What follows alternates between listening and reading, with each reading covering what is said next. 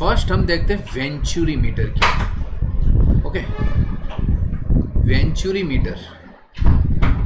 તો આજે છે વેન્ચુરી મીટરનો શું છે એક આકાર મેં બતાવ્યો છે. ક્લિયર છે? આકાર છે વેન્ચુરી મીટરનો, અને આપણે વેન્ચુરી મીટર કહી શકાય. આ ઇન્ડસ્ટ્રીમાં યુઝ થયેલું છે. ક્યાં? ઇન્ડસ્ટ્રી. ચલો,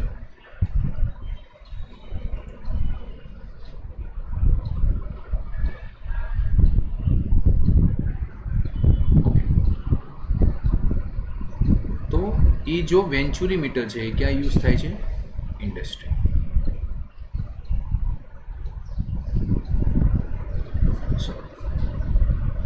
તો વેન્ચુરી મીટરનું પહેલાં તો કામ શું હોય છે? તો વેન્ચુરી મીટર છે તે અહીંયા જે તરલ જાતું હોય છે એ તરલના વેગ માપે છે. એટલે વેન્ચુરી મીટરનો વિષય આ તમે એક ઇન્ડસ્ટ્રી જોઈ શકો છો, બરાબર છે? અહીંયા વેન્ચુરી મીટર મૂકેલું છે. તો અહીંયા તરલનો વેગ, ધારો કે કોઈ પણ તરલ અહીંયાથી પસાર થતો હોય તો કેટલા વેગથી પસાર થાય છે તે માપવા માટે યુઝ થાય છે. આ પણ આકૃતિમાં તમે જોઈ શકો છો.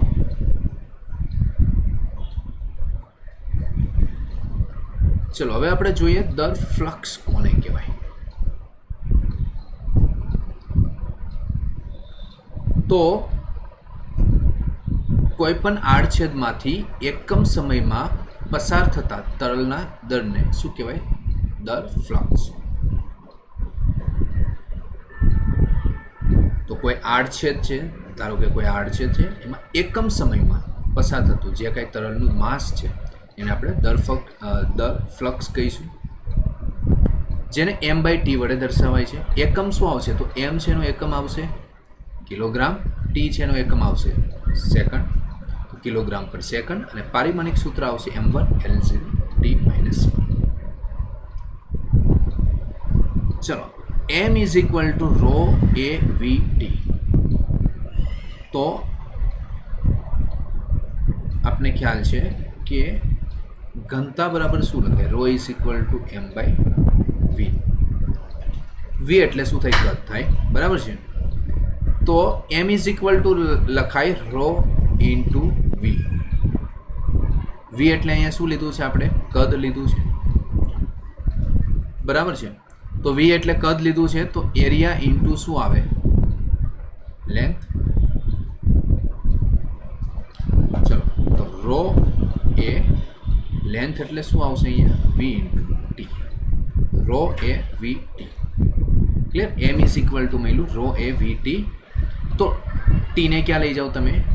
છેદમાં. તો m/t જેને શું કહેવામાં આવે છે? દર ફ્લક્સ. m/t = ρ/a/v, જ્યાં v એટલે શું છે અહીંયા? વેગ. ઓકે, આપણે આ રીતના લખીશું. તો આને કહેવાય દર ફ્લક્સ, ρ/a/v. કદ ફ્લક્સ કોને કહેવાય? જેને વહન દર્પણ શબ્દ વડે વ્યાખ્યાયિત કરાય છે. વહન દર્પણ કહેવાય છે કદ ફ્લક્સ. તો કોઈ પણ આડછેદમાંથી એકમ સમયમાં પસાર થતા તરલના કદને કદ ફ્લક્સ કહેવામાં આવે છે. અથવા બીજી એની વ્યાખ્યા શું આવશે? આડછેદ a અને વેગ vના ગુણાકારને પણ કદ ફ્લક્સ કહેવામાં આવે છે. તો અહીંથી આપણે માસનું સૂત્ર મૂકીએ. m = ρ/a/v × t. ρ/t ને અહીંયા છેદમાં લઈ લઈએ, તો m/t × ρ = av. ચલો, ρ બરાબર m/v, એને અહીંયા વેલ્યુ પુટ કરો તો શું થશે? ρ = m/v મૂકવામાં આવે તો v છે એટલે કે વોલ્યુમ, કદ છે એ અંશમાં જશે, બરાબર છે? જુઓ અહીંયા એ તમને બતાવું છું. m/t, ρ = m/v, v ઉપર જશે, m કેન્સલ, તો શું હોય? તો v/t. ક્લિયર? તો જ્યાં v એટલે શું છે? કદ કહેવામાં આવે છે.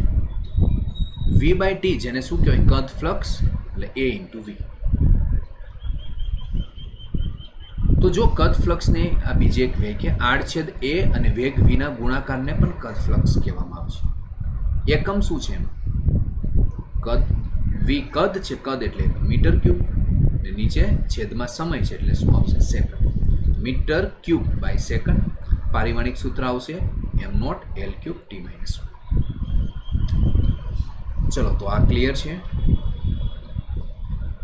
હવે અહીંયા આપણે જોઈએ મેગ્નસ અસર. પહેલી વસ્તુ મેગ્નસ અસર કોને કહેવામાં આવે છે?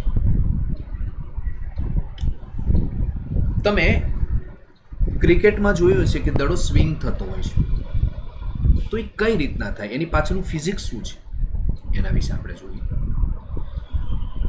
તો અહીંયા આપણે જોઈએ તો આ એક દડો છે એ સીધો જાય છે વી વેગથી.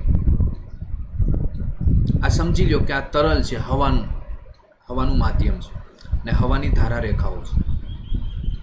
હવે દડો સીધી રેખામાં જાય છે વી, તો અહીંયા બંને બાજુ ધારા રેખાઓ છે. હવે અહીંયા વેગ, આ તરલનો વેગ વીએ છે, અહીંયા વેગ કેટલો છે વી બી, આ પોઈન્ટ આગળ. ચાલો આ પોઈન્ટ આગળ દબાણ કેટલું હશે પીએ, આ બિંદુ આગળ દબાણ કેટલું હોય છે પીબી. હવે અહીંયા તમે જોવા જાઓ બર્નોલીના સમીકરણ પ્રમાણે જોઈએ તો અહીંયા બંને બાજુ વેગ કેવો છે સરખો છે, તો દબાણ પણ કેવું હશે સરખું હશે. વીએ ઇઝ ઇક્વલ ટુ વીબી લખાય તો પીએ ઇઝ ઇક્વલ ટુ પીબી, તો દબાણનો તફાવત શું થશે 0. હવે અહીંયા દબાણનો તફાવત 0 હોય તો દડો છે સીધી રેખામાં ગતિ કરશે, સ્વિંગ થશે નહીં. ઓકે, દડો અહીંયા સ્વિંગ થશે નહીં. હવે જો હવે દડાને સ્વિંગ કરાવીએ, સ્વિંગ મીન્સ કે સ્પિન કરાવો ને, સ્પિન તે. હવે દડાને અહીંયા આપણે સ્વિંગ કરાવીએ છીએ, મતલબ સ્પિન કરાવીએ છીએ, તો આ શું છે સમઘડી દિશામાં છે. હવે એ રીતના સ્પિન કરીને ફેંકવામાં આવે છે. દડો આગળની તરફ વી વેગથી ગતિ કરે છે. ઓકે, હવે આ રીતના તમે જોઈ શકો છો સમઘડી દિશામાં દડો શું કરે છે, ફરે છે. હવે તો અહીંયા સામેની બાજુ અહીંયા જો તો તરલ આવે છે. હવે દડો છે એ કઈ દિશામાં, સમઘડી દિશામાં ફરે છે. તો આ જે તરલ, હવાનું જે તરલ આવે છે એ શું થાય છે, હવાનું જે કંઈ બધી ધારા રેખાઓ છે એને અવરોધાય છે. અવરોધાય એટલે વેગ શું થાય છે, ઓછો થતો જાય છે.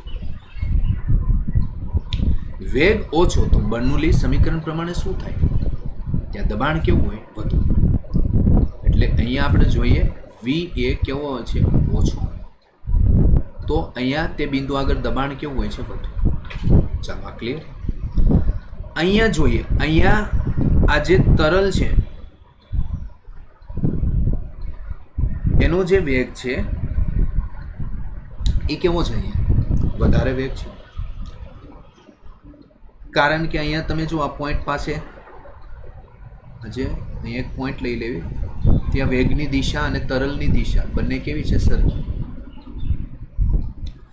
એટલે અહીંયા તરલ છે એ અવરોધાતું નથી, એટલે અહીંયા પી બિંદુ પાસે વેગ વધારે હોય. વેગ વધુ તો દબાણ ઓછું, તો અહીંયા લખાય વીબી વધુ, તો અહીંયા દબાણ કેવું હોય છે બી બિંદુ પાસે ઓછું. હવે અહીંયા જુઓ, અહીંયા દબાણ ઓછું છે, બી બિંદુ પાસે દબાણ ઓછું અને એ બિંદુ પાસે દબાણ વધારે. તો અહીંયા ફોર્સ છે એ કઈ તરફ લાગે, અહીંયા જુઓ ફ્રી બોડી ડાયાગ્રામમાં આ એફ છે એ કેવું છે વધુ છે, એટલે નીચે તરફ ફોર્સ લાગે છે. અહીંયા ઉપર તરફ ફોર્સ લાગે કેવું લાગે છે ઓછું. તો નેટ ફોર્સ પરિણામી બળ કઈ તરફ આવશે, નીચે તરફ, નીચે. તો અહીંયા જોઈ શકો છો આ દડો છે એ ધીમે ધીમે ક્યાં જાય છે, નીચે તરફ જાય છે, સ્વિંગ.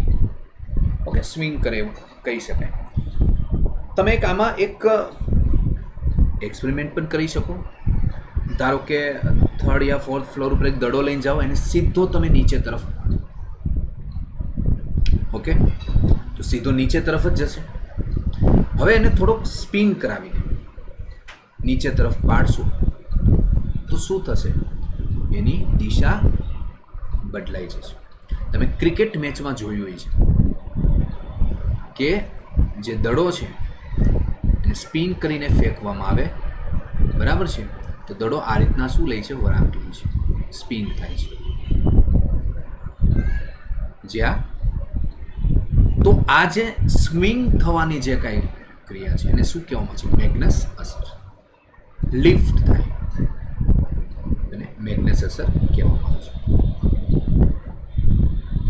એટલે તમને જો ઘણી વખત ક્રિકેટરો છે ને દડાને કાં તો નખ મારવાનું, ખોતરવાનું કામ કરે છે અને એક બાજુ એ શું કરે? ઘસે. દડાને શું કરે? લીસો કરે. શા માટે? જેમ બને સ્પિનર બોલરો હોય ને તે આવું વધુ કરે એટલે દડાને શું કરી શકે? વધારે સ્વિંગ કરાવી શકે. ક્લિયરિટી. પછી એક અહીંયા જોઈએ, આને કહેવામાં આવે છે એરોફોઇલ. શું છે? હવે આ એરોફોઇલ એટલે સમજી લો કે વિમાન છે ને, તો વિમાનની જે પાંખ હોય એનો આપણે આડછેદ લીધો છે. આ વિમાનની પાંખ છે તો એક આપણે શું લીધો છે? અહીંયા આડછેદ. બરાબર છે. તો આને એરોફોઇલ કહેવામાં આવે છે. એરોફોઇલ. હવે વિમાનની પાંખનો આકાર એ પ્રકારનો કરેલો હોય છે કે જેથી વિમાન છે એમાં નીચેની તરફ વેગ કેવો હોય? હવાનો ઓછો હોય એટલે દબાણ ત્યાં કેવું લાગે? વધુ.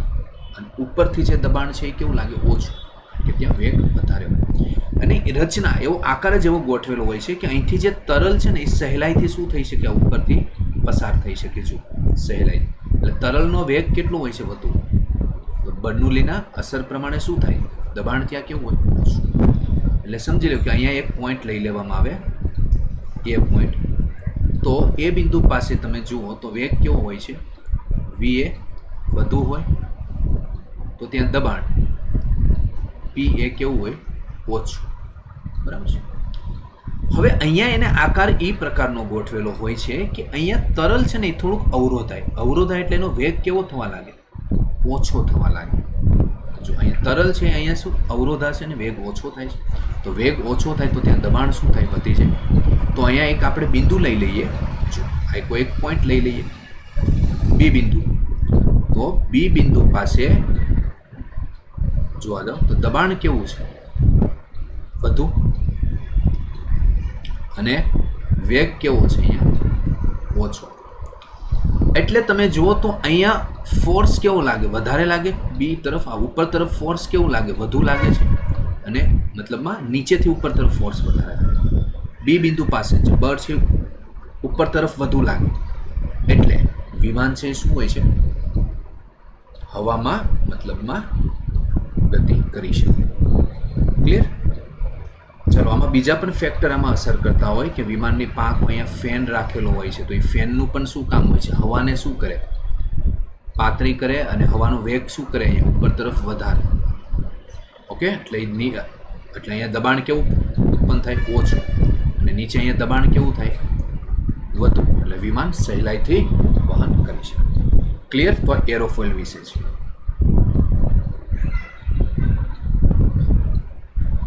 નેક્સ્ટ આપણે જોઈએ, હવે અહીંયા આપણે એની એપ્લિકેશન જોઈએ. બર્નોલી સમીકરણની અમુક ઉપયોગિતા છે. તો હું શું કરું છું કે ફિઝિક્સને આપણે થોડુંક બાયોલોજીમાં આપણે જોઈએ ફિઝિક્સનો ક્યાં યુઝ થાય. તો અહીંયા જુઓ, હવે તમને હાર્ટ એટેક વિશે જોયું છે. હાર્ટ એટેક આવી છે તો એનું મેઇન રીઝન શું છે? ઘણા કે હાર્ટ બંધ પડી જવું. તો મેઇન ફિઝિક્સની રીતે શું એનું રીઝન છે? તો જો આ ધમની કે શીરા હોય, બરાબર છે. હવે અહીંયા રેડ કલર છે, ત્યાં કોલેસ્ટ્રોલ જમા થઈ જાય. હવે આ બાજુ જુઓ તો એરિયા કેવું છે? વધારે છે. બરાબર, ક્ષેત્રફળ વધુ છે તો વેગ કેવો હોય? ઓછો હોય છે. આમાં ક્લિયરિટી. હવે અહીંયા જુઓ તો અહીંયા કોલેસ્ટ્રોલ જમા થઈ ગયો તો આ ભાગમાં એરિયા કેવું છે? એટલું ઓછું છે તો વેગ કેવો હોય? વધુ. તો બર્નોલીના સમીકરણ પ્રમાણે જોઈએ, જ્યાં વેગ વધુ ત્યાં દબાણ કેવું હોય? ઓછું. વેગ વધુ ત્યાં દબાણ ઓછું હોય છે. હવે અહીંયા દબાણ ઓછું હોય, પી ઓછું, તો હાર્ટ છે એ વધારે દબાણ ઉત્પન્ન કરશે. એટલે હાર્ટ છે, હૃદય છે, હાર્ટ છે એને કામ કેવું કરવું પડે? વધારે કરવું પડે. વધારે કામ કરવું પડે પ્રેશર વધુ જનરેટ કરવા માટે. એટલે શું થાય? વ્યક્તિને હાર્ટ એટેક આવવાના ચાન્સ થાય. ઓકે, તો અહીંયા પણ આ ક્વેશ્ચન એમ્સમાં પૂછાઈ ગયેલો છે. આ એક્ઝામ્પલ આધારિત પ્રશ્ન. ઓકે, એમ્સમાં પૂછાયેલું છે કે હાર્ટ એટેક આવું એમાં કયો પ્રિન્સિપલ યુઝ થાય? બર્નોલીઝ ઇક્વેશન. ચલો બેટા, ક્લિયર અહીંયા સુધી?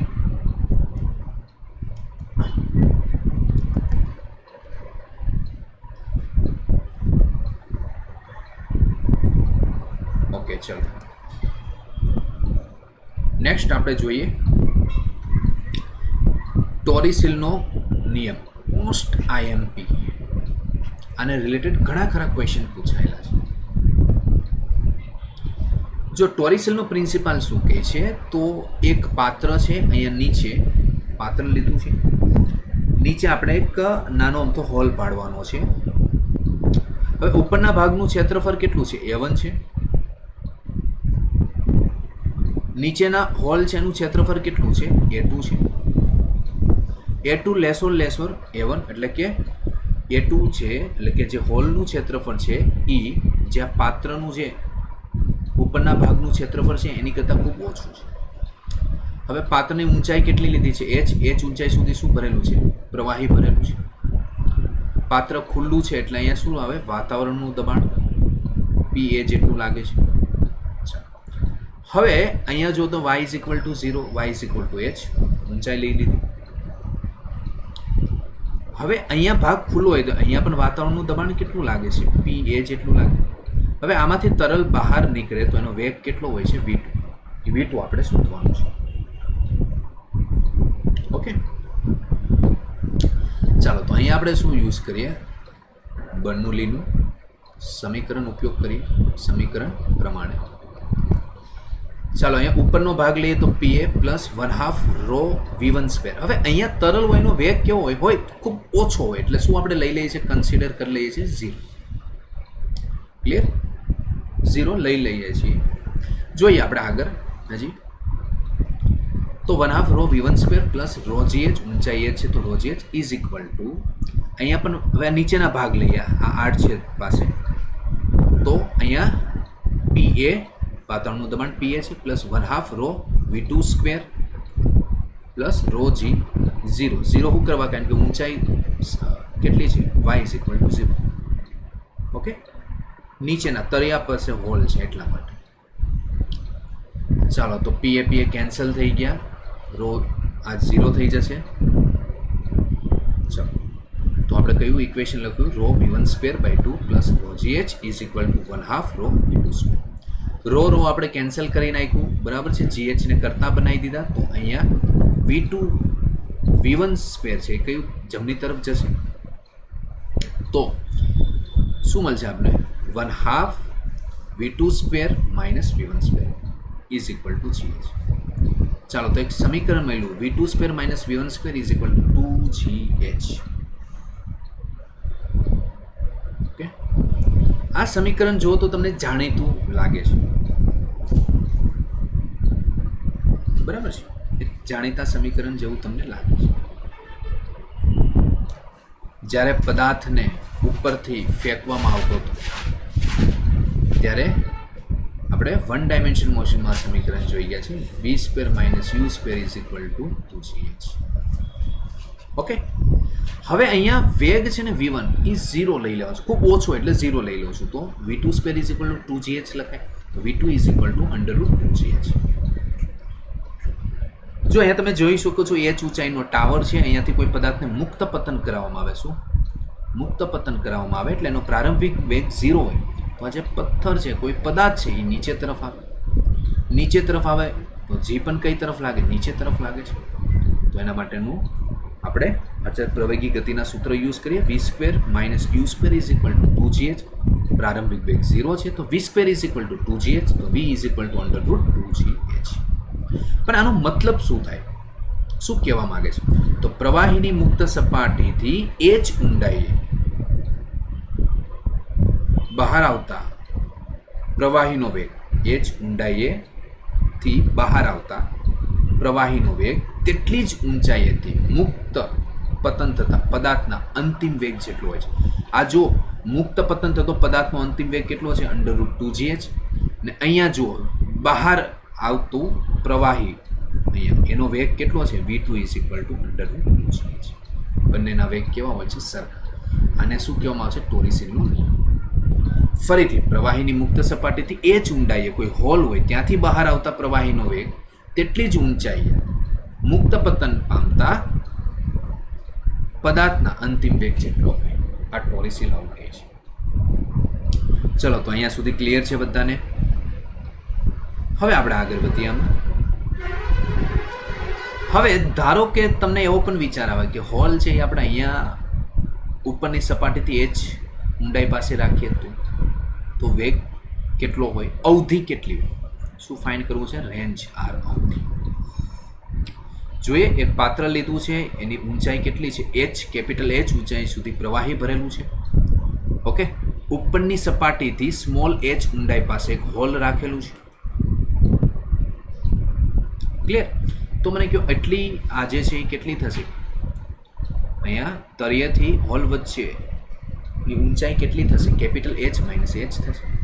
હવે અહીંથી પ્રવાહી v વેગથી બહાર આવે છે. v વેગ એટલે કેટલું લખાય? ટોરિસિનના પ્રિન્સિપાલ પ્રમાણે √2gh. બરાબર છે. આ વેગ બહાર આવે છે તો સમજો અહીંયા અહીં પડે છે, સમક્ષિતિજમાં x અંતરે પડે, જેને આપણે અવધિ કહેવાય. આ તમે કોન્સેપ્ટ જોવા જાઓ તો એક પ્રોજેક્શન મોશન છે. ખ્યાલ હોય તો એ જ ઊંચાઈના ટાવર હોય ત્યાંથી એક પદાર્થને સમક્ષિતિજ ફેંકવામાં આવતો હતો યુ વેગથી. બરાબર? ત્યારે આપણે અવધિ શોધવાનું હતું. પ્રોજેક્શન મોશન, પ્રક્ષેપ ગતિ, પ્રોજેક્શન મોશનનો ભાગ. ક્લિયર? તો પદાર્થને અહીંયા નીચે આવતા લાગતો સમય કેટલો હતો? તો t આપણે શું લેતા હતા? 2h/g. અવધિ માટેનું શું સૂત્ર આવે? તો x r ut. Same concept અહીંયા આપણે યુઝ કરીશું. જો તો અહીંયા આ સૂત્ર પ્રમાણે, સૂત્ર મુજબ t વેગ કેટલો આવશે? પહેલાં તો વેગ જોઈ લઈએ. v √2gh. હવે આ સૂત્ર મુજબ સમય કેટલો આવશે? t √2. હાઇટ કેટલી છે? કેપિટલ H માઇનસ H, તો 2 × capital H minus H/g. t √2 બ્રેકેટમાં કેપિટલ H માઇનસ H/g. ચલો t મળી ગયો, v મળી ગયો. તો અહીંયા આપણે x uxt + 1/2 axt² સૂત્ર યુઝ કરીએ. અચળ પ્રવેગી ગતિનું સમીકરણ છે. અહીંયા સમક્ષિતિજ દિશામાં જતું હોય એટલે આપણે સમક્ષિતિજ માટેનું જ સૂત્ર ઉપયોગ કરીશું. એટલે કે y ઘટક શું હોય છે? 0. પદાર્થને સમક્ષિતિજ ફેંકેલો છે ને એટલા માટે. ચાલો અહીંયા u, આ જે વેગ છે v એ અચળ હોય એટલા માટે ux બરાબર અચળ, તો ax એટલે અચળ છે એ પદનું વિકલન કરો તો પ્રવેગ મળે. તો શું થાય? અચળ પદનું વિકલન 0, તો ax બરાબર 0. તો x uxt vt. ux ની કિંમત મૂકો √2gh. ux બરાબર શું લેવાનું છે? v. ઓકે, ux લખી શકો. એની કિંમત મૂકો તો x આપણે r લઈ લીધા. r ux ની કિંમત મૂકતા √2gh * t ની કિંમત મૂકો તો √2 capital H minus small h/g. g cancel કરી નાખો તો અહીંયા શું મળશે? r √2h * √2 capital H minus small h. તો આપને ફાઇનલ આન્સર મળશે r = 2 √ સ્મોલ h બ્રેકેટમાં કેપિટલ H માઇનસ h. ચલો ઓકે, તો આપને અવધિનું સૂત્ર મળ્યું. ચલો અહીંયા સુધીનું ક્લિયર છે. નેક્સ્ટ આપણે જોઈએ મહત્તમ અવધિ. મહત્તમ અવધિ કોને કહેવાય? તો સૌથી પહેલાં આપણે મહત્તમ અવધિ વિશે જોઈએ. તો ધારો કે અહીંયા આપણે એક હોલ પાડેલું છે, બરાબર છે. અહીંથી પ્રવાહી બહાર નીકળે છે, તો પ્રવાહી અહીંયા પડે તો એનું આર મેક્સિમમ કેટલા આવશે? મહત્તમ. એટલે કહેવાનો મતલબ કેટલી ઊંચાઈએથી પ્રવાહીને મતલબમાં કેટલી ઊંચાઈ આપણે હોલ પાડવામાં આવે કે જ્યાંથી પ્રવાહી બહાર નીકળે તો આપણે મહત્તમ અવધિ મળે. જોઈએ તો આર ઇઝ ઇક્વલ ટુ આપણે અવધિનું સૂત્ર છે 2 under route small H capital H minus H. હવે કેટલી ઊંચાઈએ આર શું મળે? મેક્સિમમ. તો એના માટે dr by dh is equal to 0. જો આ કઈ રીતના લેવાય તો અહીંયા તમે જુઓ, આ આર ને આને એચ લઈ લો. આર એચ કેટલો હોય તો આર મેક્સિમમ મળે, બરાબર છે? મેક્સિમમ શબ્દ વપરાય છે તો મેક્સિમાનો ગ્રાફ આવે, અને મેક્સિમા કહેવાય. શું કહેવાય? મેક્સિમમ, મહત્તમનો ગ્રાફ. તો અહીંયા એચની કેટલી વેલ્યુ માટે આર કેવો થવો જોઈએ? Maximum. R maximum, R maximum. તો આ પોઈન્ટ પાસે સ્લોપ લ્યો તો ઢાર કેટલો આવશે? ઢાર is equal to dr by dh is equal to શું થાય? 0. ઓકે, તો અહીંયા dr by dh is equal to શું મેં લીધું? 0, કારણ કે આ સ્ટ્રેટ લાઇન છે તો આનો ઢાર શું થશે? 0. ઓકે, અહીંયા ઢાર ખબર ને, ઢાર બરાબર શું લેવાય? tan theta. tan theta is equal to dr by dh, સામેની બાજુ છેદમાં પાસેની બાજુ ઇઝ ઇક્વલ ટુ 0. તો અહીંયા આરની કિંમત મૂકો, બરાબર છે? મૂકી દીધી. એનું આપણે વિકલન કર્યું. 2 છે એ અહીંયા 0 પાસે છેદમાં જશે, 0ના છેદમાં એટલે 0 થઈ જશે. ચાલો આનું વિકલન કરીએ તો આપણે પહેલાં તો વિકલનનું સૂત્ર લખીએ. આ ફંક્શન હોય, ધારો કે કોઈ ફંક્શન હોય ax પ્લસ બી પાવર n ફંક્શન હોય તો એનું સમજી લો ટીની સાપેક્ષે વિકલન કેટલું આવે? તો n બ્રેકેટમાં ax પ્લસ બી n માઇનસ 1. ફરીથી આ ફંક્શનનું આપણે શું કરવું પડે? વિકલન. તો d બાય dt બ્રેકેટમાં ax plus B. Clear? Same આ પણ એક ફંક્શન છે, એનું વિકલન કરીએ તો 1/2 બ્રેકેટમાં small h capital h minus h square 1/2 minus 1. ફરીથી આ ફંક્શનનું આપણે વિકલન કરીએ તો d by dh bracket h capital h minus h square is equal to 0. આ જે સ્ટેપ છે અહીંયા જશે, બરાબર છે? આખું સ્ટેપ શું થઈ જશે? 0. ક્યાં? કઈ બાજુ?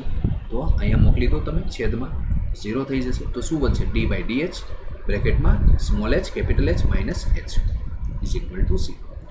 ચાલો હવે આનું આપણે વિકલન કરીએ તો જુઓ અહીંયા આ રીતના કરવામાં આવે છે.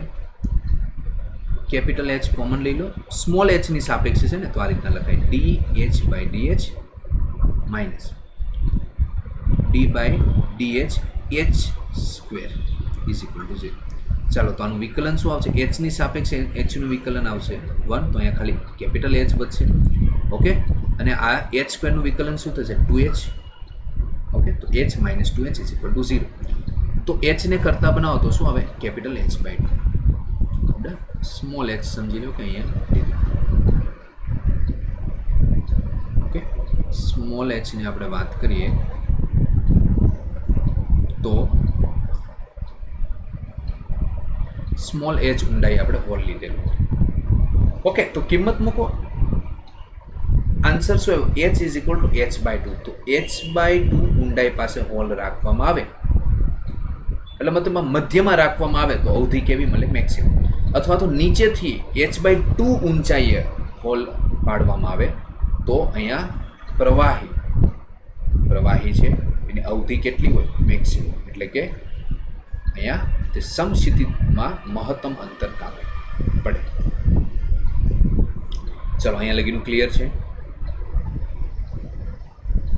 હવે એક એક્ઝામ્પલ લઈએ આપણે. તમે ક્યારેક ફરવા ગયા છો તો તમારી પાસે આવી એક પાણીની જગ હશે, એમાં પાણી ભરેલું હોય છે, થોડો ભાગ ખાલી હશે.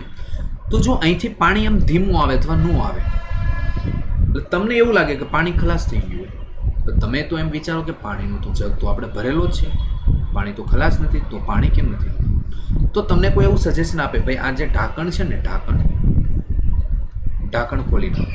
એટલે તમે શું કરો? ઢાંકણ ખોલી નાખો અને ફરીથી ઢાંકણ ઢાંકી દો, એટલે પાણી પછી આવવા માંડે. તો આનું શું કારણ? તો અહીંયા જે દબાણ છે કેટલું છે? P છે. અહીંયા દબાણ કયું છે? વાતાવરણ દબાણ છે. કયું છે? વાતાવરણ દબાણ. નીચેનું જે ભાગ છે ત્યાં વાતાવરણનું દબાણ લાગે, કારણ કે આ ભાગ ખુલ્લો હોય. તમે એમ લાગે, પ્રશ્ન થાય, સર વાતાવરણનું દબાણ કેમ લાગે? કારણ કે આ ભલે આ જે ભાગ તો ખુલ્લો હોય કે નહીં, તો અહીંયા વાતાવરણનું દબાણ લાગવાનું કે નહીં? આ તરફ લાગે વાતાવરણનું દબાણ P. ચાલો અહીંયા પાણીનો વેગ કેટલો છે? v બરાબર 0. અહીંયા વેગ કેટલો આવશે? v1 આવશે. એટલું ક્લિયરિટી.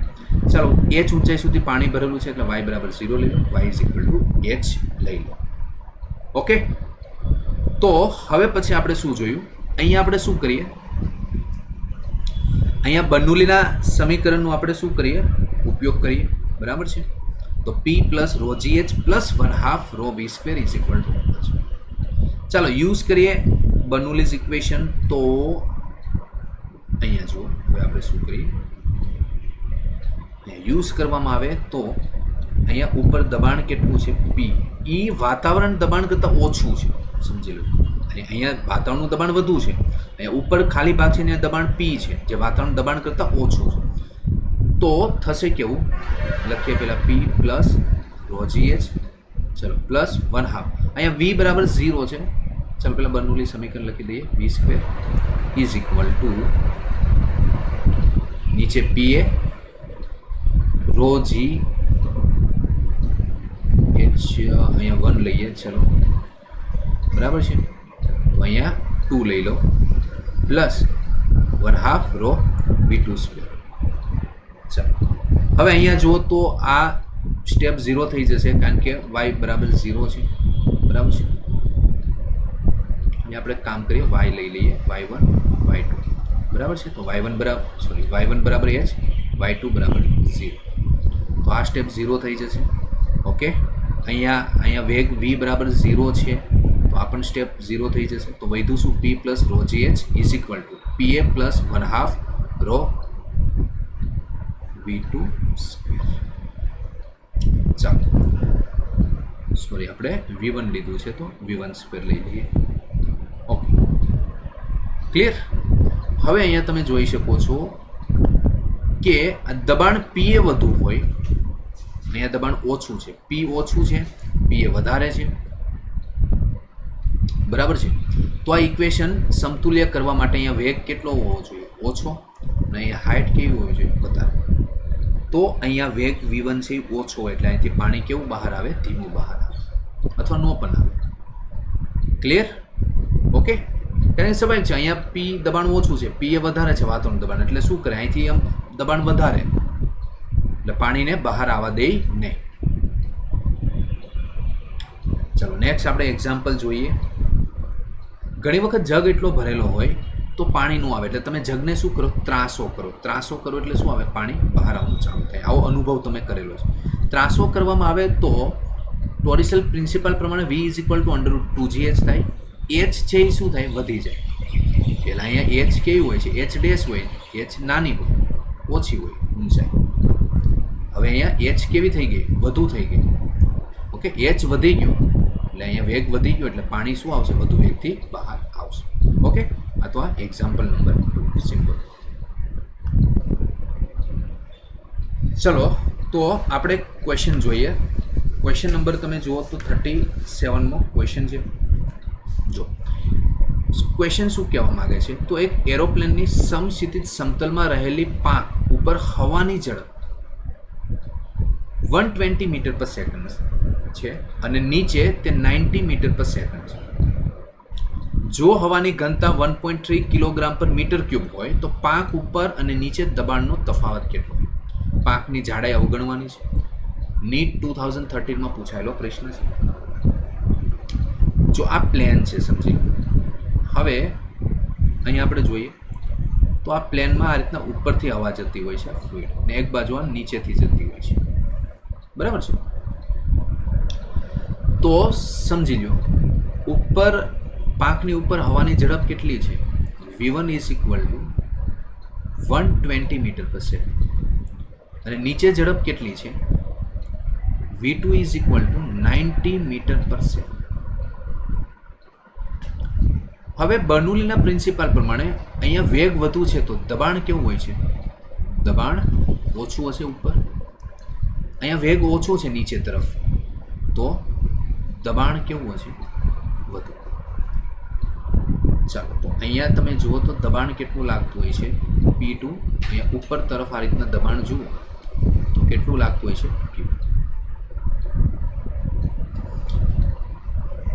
પછી સમક્ષિતિજ સમતલમાં ગતિ કરે છે. જોઈએ આપણે પ્લેન ડ્રો કરીએ આ રીતનું. બરાબર છે. આ એક સમતલ લઈ લઈએ. ચલો, સમક્ષિતિજ છે એટલે સરખી ઊંચાઈએ પ્લેન ઉડી રહ્યું છે. તમારી બાજુ આવી રહ્યું છે પેન્સ, જે સ્ક્રીન છે એમાંથી બહાર આવી રહ્યું છે. હવે એટલે એચ કેવો છે? સરખો છે. બર્નોલીનું પ્રિન્સિપલ આપણે યુઝ કરીએ તો અહીંયા લખાય, ઓકે, ઉપરનું પહેલાં લખીએ.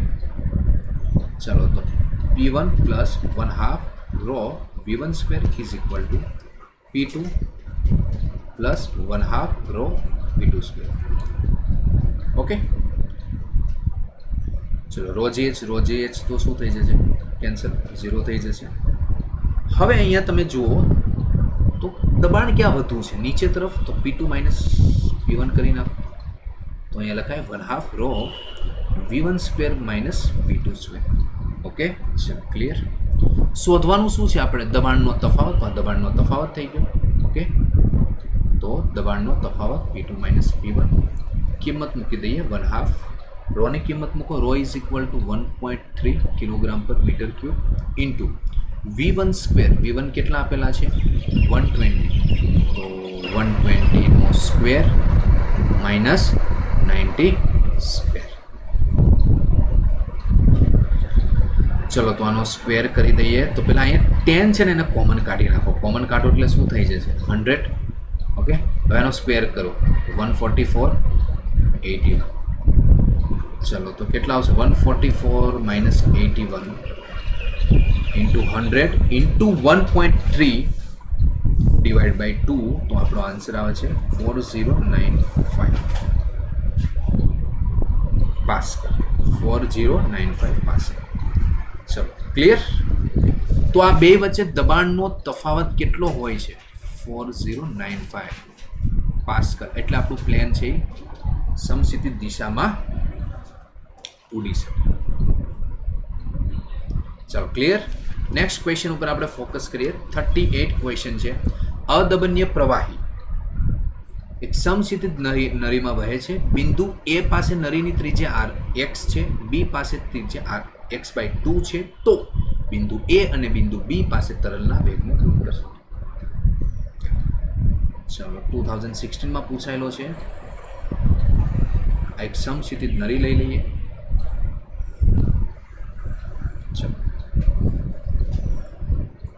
ક્લિયર. અહીંયા આપણે ત્રિજ્યા લઈ લઈએ છીએ x, અહીંયા ત્રિજ્યા લઈએ છીએ x/2. બિંદુ એ કહી દો, બિંદુ બી કહી દો. બિંદુ એ પાસે તરલનો વેગ, આમાંથી તરલનું વહન થાય છે આ રીતના. તો અહીંયા તરલનો વેગ કરીએ તો VA આવશે, અહીંયા તરલનો વેગ આવશે તો VB આવશે. તો VA અને VB નો ગુણોત્તર શોધો. તો કયો કોન્સેપ્ટ યુઝ થશે? તો જોઈએ તો સાતત્ય સમીકરણ. શું છે? VA into A is equal two VB into AB. જ્યાં A એટલે આડછેદનું શું છે? ક્ષેત્રફળ. તો VB શોધવાનું છે. ચલો, VA upon VA by VB આપણે શોધવાનું છે. ચલો, તો VA by VB is equal to AB minus AA. તો આડછેદનું ક્ષેત્રફળ લખીએ તો શું આવશે? Pi RB square upon pi RA square. Pi cancel. RB બરાબર શું લખાય? RB એટલે કે બી પાસેની ત્રિજ્યા x/2 whole square by RA પાસેની ત્રિજ્યા x સ્ક્વેર. તો x²/4 ઇન્ટુ x સ્ક્વેર. તો આ કેન્સલ. તો 1/4 આપણો આન્સર 1/4. ચલો, ક્લિયર. તો આપણે સાતત્ય સમીકરણનો યુઝ કર્યો કે જેનું ક્ષેત્રફળ ઓછું, આડછેદનું ક્ષેત્રફળ ઓછું હોય ત્યાં વેગ વધારે હોય, અને જેનું આડછેદનું ક્ષેત્રફળ વધુ હોય ત્યાં વેગ કેવો હોય છે? ઓછો હોય છે. નેક્સ્ટ ક્વેશ્ચન આપણે જોઈએ. ક્વેશ્ચન નંબર 39 છે કે એક પાણીની ટાંકીમાં 5 મીટર ઊંચાઈ સુધી પાણી ભરેલું છે. ટાંકીના તળિયે 1 સેમી સ્ક્વેર ક્ષેત્રફળવાળા છિદ્રમાં નીકળતા પાણીનો વહન દર કેટલો થશે? ચાલો, વહન દર શબ્દ વાપરેલો છે. વહન દર એટલે શું થશે? કદ ફ્લક્સ, ને કદ ફ્લક્સને શું લખાય? આડછેદનું ક્ષેત્રફળ ગુણ્યા વેગ. ઓકે, ચાલો પહેલાં આપણે ડાયાગ્રામ ડ્રો કરી લઈએ. ફર્સ્ટ એક ડાયાગ્રામ લઈ લઈએ. ચલો હવે જોઈએ. અહીંયા આગળ આપણે હોલ પાડેલું છે. ચાલો, પાણીની ટાંકીમાં ક્યાં સુધી પ્રવાહી ભરેલું છે? તો h is equal to 5 metre સુધી આપણે પ્રવાહી ભરેલું છે. ઓકે, ચલો, ટાંકીના તળિયે 1 સેમી સ્ક્વેર ક્ષેત્રફળવાળા છિદ્રમાંથી નીકળતા પાણીનું વહન. તો અહીંયા a ઇઝ ઇક્વલ ટુ લખું 1 સેમી સ્ક્વેર, અને પેલા મીટરમાં કન્વર્ટ કરી દો, 10⁻⁴ મીટર સ્ક્વેર. આમાંથી નીકળતું પ્રવાહીનો વહન દર. વહન દર શોધતા પહેલાં આપણે શું શોધીશું? વેગ શોધીશું, v. ઓકે, તો ટોરિસિલના પ્રિન્સિપલ પ્રમાણે v બરાબર શું આવશે? √2gh. વહન દર એટલે શું થયું? કદ ફ્લક્સ. કદ ફ્લક્સ એટલે દર સેકન્ડે બહાર નીકળતું તરલનું કદ. ઓકે, તો અહીંયા આપણે શું શોધવું પડે? પહેલાં આ શું છે? વેગ આપ્યો છે, બરાબર છે. આ છે ક્ષેત્રફળ. તો સૌથી પહેલાં v શોધવો પડે. ચાલો, કિંમત મૂકીએ. 2g બરાબર કેટલા છે? 10. h બરાબર કેટલા છે? 5 મીટર. 5 2 જા 10, 10 × 10 એટલે 100, √100. તો આને શું લખાય? 10 મીટર પર સેકન્ડ. ચાલો હવે આમાં કિંમત મૂકીએ. એની કિંમત મૂકી દઈએ 10⁻⁴. વીની કિંમત મૂકી દઈએ 10, તો આન્સર આવે 10⁻⁻3 મીટર ક્યુબ પર સેકન્ડ. યાદ રાખજો, મીટર ક્યુબ આવશે. તો એ ઇઝ ધ રાઇટ આન્સર. ચલો, અહીંયા લગીનું ક્લિયર છે.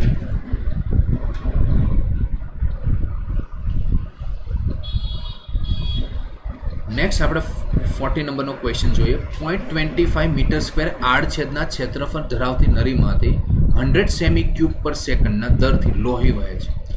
નળીમાં વહેતા લોહીનો સરેરાશ વેગ ખાલી જગ્યા mm પર સેકન્ડ. ચાલો, તો અહીંયા આપણે જોઈએ.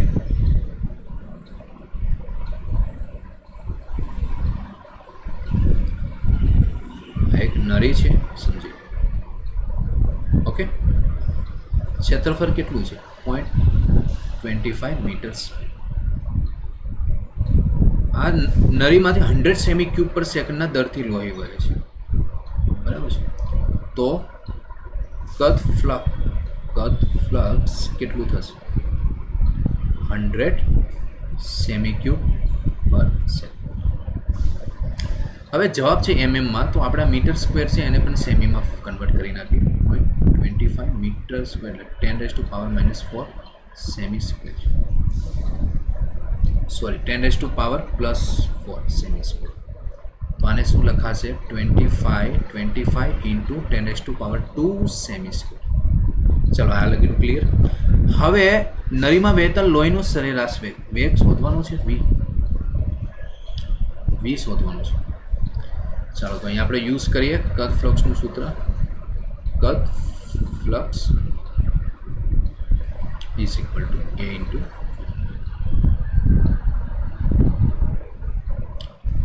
તો અહીંયા આપણે આપેલું છે કદ ફ્લક્સ કેટલું આપેલું છે? 100 સેમી ક્યુબ પર સેકન્ડ.